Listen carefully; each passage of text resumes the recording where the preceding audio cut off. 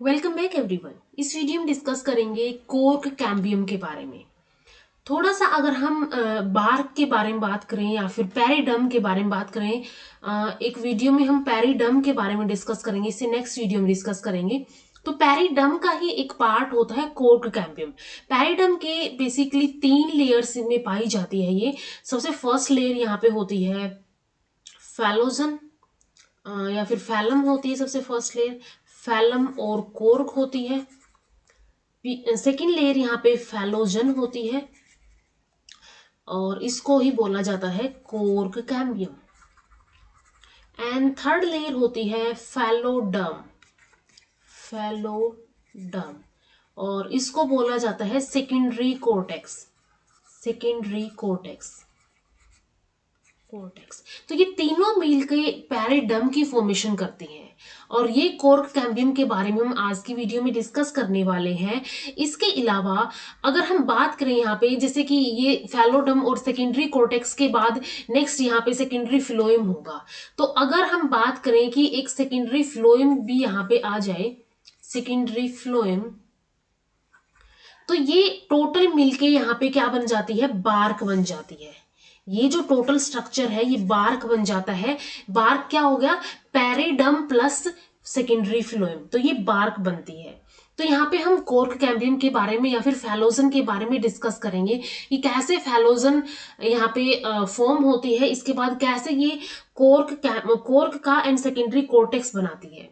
तो सबसे पहले फैलोजन या फिर कोर्क कैम्बियम जो होती है, कोर्क कैम्बियम द्वितीयक पार्श्व विभोजक, यानी कि ये सेकेंडरी लेटरल मेरिस्टेम होती है। ठीक है, सेकेंडरी लेटरल मेरिस्टेम होती है जिसकी कोशिकाएं तनों में लगातार विभाजित होकर बाहर की तरफ कोर्क यानी कि फैलम और अंदर की तरफ द्वितीय कोर्टेक्स यानी कि फैलोडम का निर्माण करती रहती है।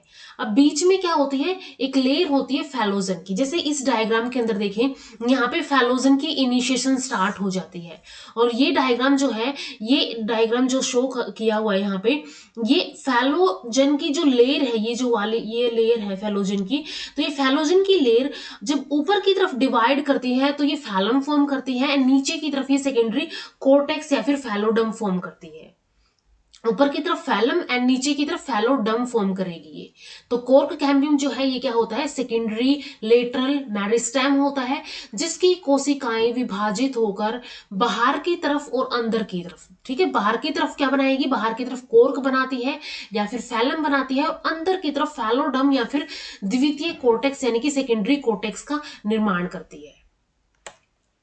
कोर्क कैम्बियम की उत्पत्ति कैसे हुई, ओरिजिन ऑफ कोर्क कैम्बियम। तो कोर्क कैम्बियम की उत्पत्ति स्थायी ऊतक पैरेनकाइमेटस कोशिकाओं से होती है। ठीक है, यहाँ पे क्या होती है, पैरेनकाइमेटस कोशिकाएं होती है, पैरेनकाइमेटस सेल्स होती है। इन पैरेनकाइमेटस सेल से क्या बनता है, कैम्बियम या फिर कोर्क कैम्बियम बनता है।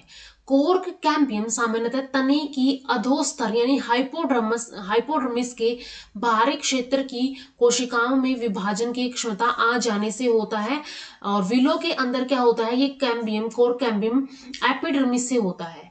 अब ये पैरेनकाइमेटस से क्या बनता है, पैरेनकाइमेटस से कोर्क कैम्बियम बनेगा। और ये कोर्क कैम्बियम अगर ये हाइपोडर्मल सेल से बनता है, हाइपोडर्मिस से बनता है, तो ये बन जाता है हाइपोडर्मल कैम्बियम, या तो ये जो है एपिडर्मिस से बनता है, एपिडर्मिस से बनेगा तो ये बन जाएगा epidermal cork cambium. And third, ये कोर्टेक्स से भी बन सकता है।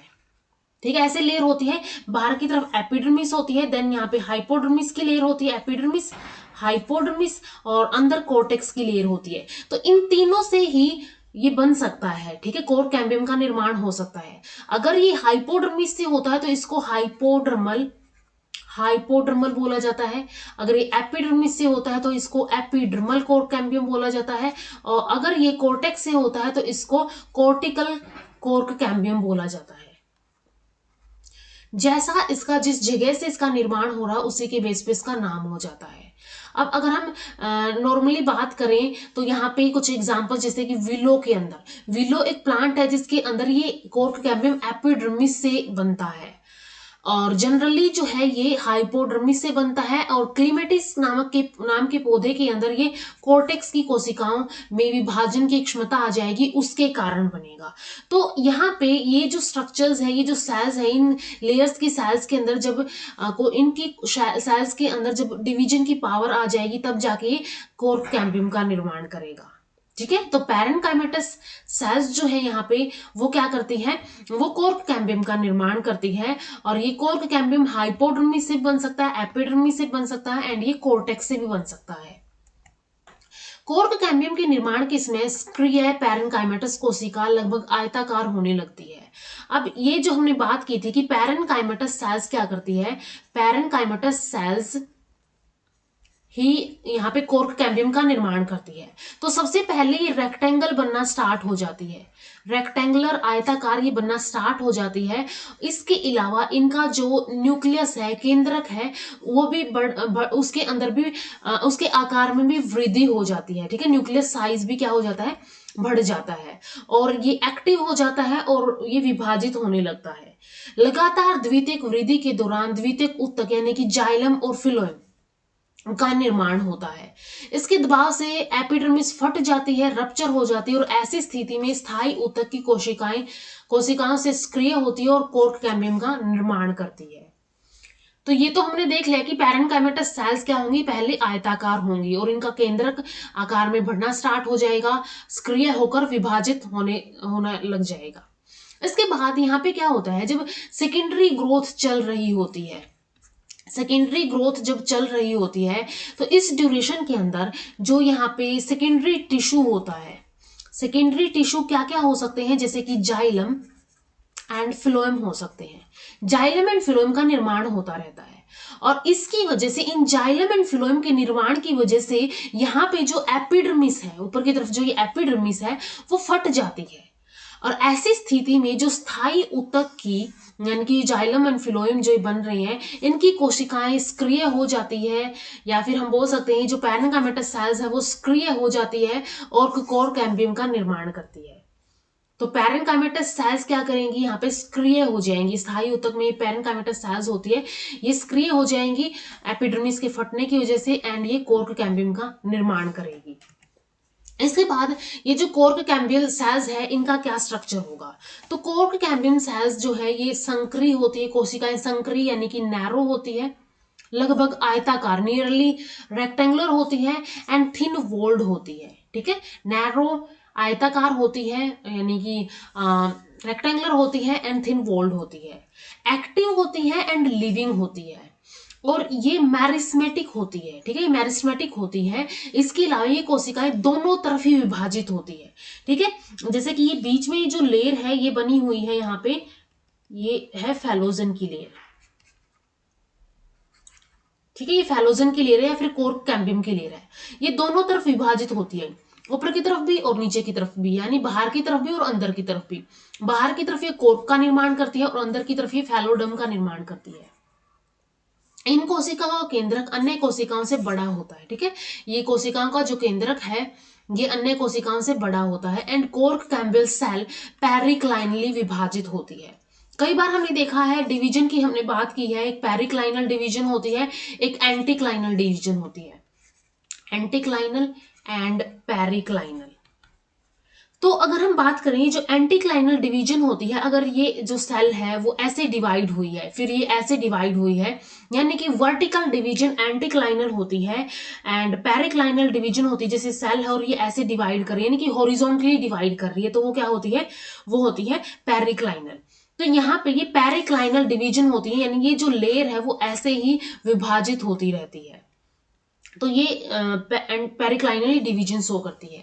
तो कोर्क कैम्बियल सेल्स नैरो होती है, नियरली रेक्टेंगुलर होती है, थिन वॉल्ड होती है, एक्टिव लिविंग होती है, मैरिस्टेमेटिक होती है, इसके अलावा दोनों तरफ, अंदर की तरफ भी और बाहर की तरफ भी विभाजित होती है एंड इन सेल्स का जो केंद्रक है, न्यूक्लियस है, वो बड़ा होता है और ये पेरिक्लाइनली विभाजित होती है। इसके बाद आता है टाइप्स ऑफ कोर्क कैम्बियम।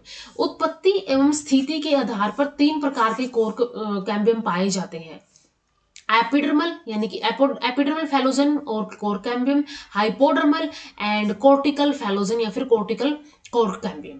तो 3 टाइप के होते हैं कि जिस जहां पे ये निर्माण कर रहे हैं उसी टाइप से बन जाता है। एपिडर्मल है तो एपिडर्मिस से होगा, हाइपोडर्मल है तो हाइपोडर्मिस से होगा, एंड कोर्टेक्स से होगा तो कोर्टिकल फैलोजन उसको बोला जाएगा। तो एपिडर्मल की अगर हम बात करें, एपिडर्मल फैलोजन और कोर्क कैम्बियम, जब तने की बाह्य त्वचीय कोशिकाएं यानी कि एपिडर्मल सेल्स कैम्बियम की उत्पत्ति करती है तो इसको एपिडर्मल फैलोजन कहा जाता है। एपिडर्मल सेल्स क्या करेंगी यहाँ पे, एपिडर्मल सेल्स यहाँ पे फैलोजन का निर्माण करेंगी, जैसे कि विलो के अंदर होता है। सेकंड यहाँ पे होता है हाइपोडर्मल फैलोजन और hypodermal cork cambium.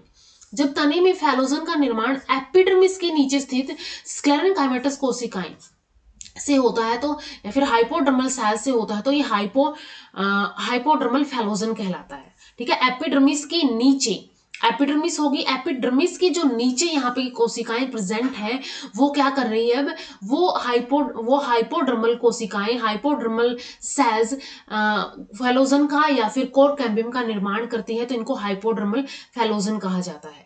Third one is the cortical phellogen और कोर्टिकल कोर्क कैम्बियम। कुछ पौधों में कोर्टेक्स की कोशिकाएं सक्रिय होकर प्रविभाजी ऊतक में परिवर्तित हो जाती है। ठीक है, जो कोर्टेक्स होता है, ये कोर्टेक्स वाली सेल्स क्या करती है, ये कोर्टेक्स वाली सेल्स ही यहाँ पे ये मैरिस्मेटिक हो जाती है, प्रविभाजी हो जाती है, मैरिस्मेटिक हो जाती है और ये कोर्क कैम्बियम का निर्माण करती है। इस प्रकार की बनी कैम्बियम को कोर्टिकल फैलोजन और कोर्टिकल कोर्क कैम्बियम कहते हैं, जैसे कि क्लीमेटिस के अंदर होता है। तो ये 3 टाइप के कोर्क कैम्बियम होते हैं। एपिडर्मल हो सकता है, हाइपोडर्मल हो सकता है एंड कोर्टिकल हो सकता है। तो यहां तक हमने कोर्क कैम्बियम के बारे में डिस्कस कर लिया है कि कौन कौन से टाइप का कोर्क कैम्बियम होता है। नेक्स्ट वीडियो में हम पैरिडर्म के बारे में डिस्कस करेंगे। मिलते हैं नेक्स्ट वीडियो में। वीडियो अगर हेल्पफुल लगी हो तो लाइक कीजिए, शेयर कीजिए अपने फ्रेंड्स के साथ एंड चैनल को सब्सक्राइब कर लीजिए। Thank you so much.